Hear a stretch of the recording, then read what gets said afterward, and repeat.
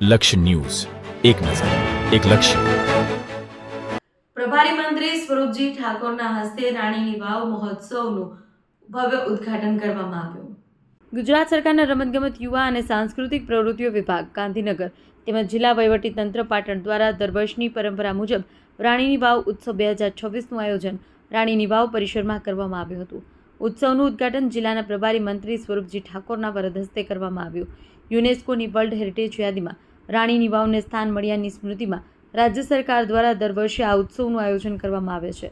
ઉત્સવ અંતર્ગત ગુજરાતના સુપ્રસિદ્ધ કલાકાર દ્વારા વિવિધ સાંસ્કૃતિક કાર્યક્રમો રજૂ કરવામાં આવ્યા. તારીખ 7 ફેબ્રુઆરી 2026ના રોજ શ્રી બલરાજ શાસ્ત્રી એન્ડ ગ્રુપ દ્વારા સંગીતની સુરોની મહેફિલ યોજાઈ તેમજ ભરૂચનું પ્રખ્યાત સિદ્ધિ ધમાલ લોક નૃત્ય રજૂ કરવામાં આવ્યું, જેને દર્શકોએ ઉત્સાહભેર માણ્યું.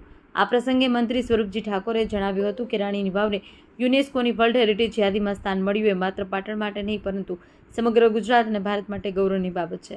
આપણી સમૃદ્ધ સંસ્કૃતિને ઉજાગર કરવા અને આ ગૌરવની યાદમાં રાજ્ય સરકાર દ્વારા દર વર્ષે આ ઉત્સવનું આયોજન કરવામાં આવે છે. વધુમાં તેમણે જણાવ્યું કે પાટણ ઐતિહાસિક નગરી છે, જેને લગભગ 800 વર્ષ સુધી ગુર્જર ધરાના પાટણ નગર તરીકે ગૌરવ મળ્યું. સરસ્વતી નદીના કિનારે આવેલી રાણીની વાવ ઈસવીસન 1063માં સોલંકી વંશના રાજા ભીમદેવ પ્રથમની સ્મૃતિમાં રાણી ઉદયમતીની બંધાવેલી હતી. પ્રેમ, સમર્પણ અને કલાની અદ્વિતીય અભિવ્યક્તિ રૂપે ઊભી થયેલી આ વાવ ભારતના શ્રેષ્ઠ શિલ્પ સ્થાપત્યોમાં સ્થાન પામે છે. સદીઓ પહેલાં સમયના પ્રવાહમાં જમીનમાં દટાઈ ગયેલી આ વિરાસતને ભારતીય પુરાતત્વ વિભાગે ઈસવીસન 1968માં ઉત્ખનન દ્વારા ફરી તેના મૂળ સ્વરૂપમાં પ્રકાશમાં લાવી.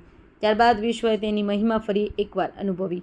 માનનીય વડાપ્રધાન નરેન્દ્ર મોદીના પ્રયત્નોથી વર્ષ 2014માં રાણીની વાવને યુનેસ્કો દ્વારા વર્લ્ડ હેરિટેજનો દરજ્જો મળ્યો અને વર્ષ 2018માં ₹100ની નવી નોટ પણ રાણીની વાવને સ્થાન મળ્યું, જે તેની વૈશ્વિક ઓળખનો પુરાવો છે.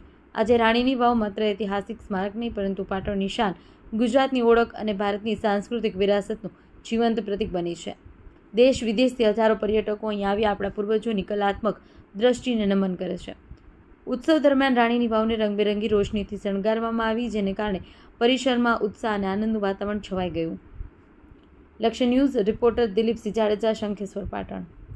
આ ઐતિહાસિક રાણીની વાવની અંદર વર્ષો જૂની આ ઐતિહાસિક વાવ રાણીની વાવની જે પરંપરા મુજબ એક ભવ્ય કલાકારો દ્વારા ઉત્સવ મનાવી રહ્યા છે અને ખરેખર આજે મને પણ અવસર મળ્યો છે અહીં રાણીની વાવની એક પરંપરાગત આજે જે ઐતિહાસિક રાણીની વાવની ઉત્સાહભેર આજે કલાકારો દ્વારા એમને સન્માનભેર આજે ઉત્સવ મનાવવાનો છે અને એની અંદર મારે પણ આવવાનું છે. એટલે મને પણ ખૂબ ઉત્સાહ અને ઉમંગ છે કે આ ઐતિહાસિક રાણીની વાવની અંદર ખરેખર પાટણની એક અદ્ભુત ઓળખ પણ છે કે આ રાણીની વાવની અંદર ઇતિહાસ એક રચ્યો અને ઇતિહાસની અંદર આનું પણ નામ સમાવેશ છે. એટલે ખૂબ જ આનંદ અનુભવું છું.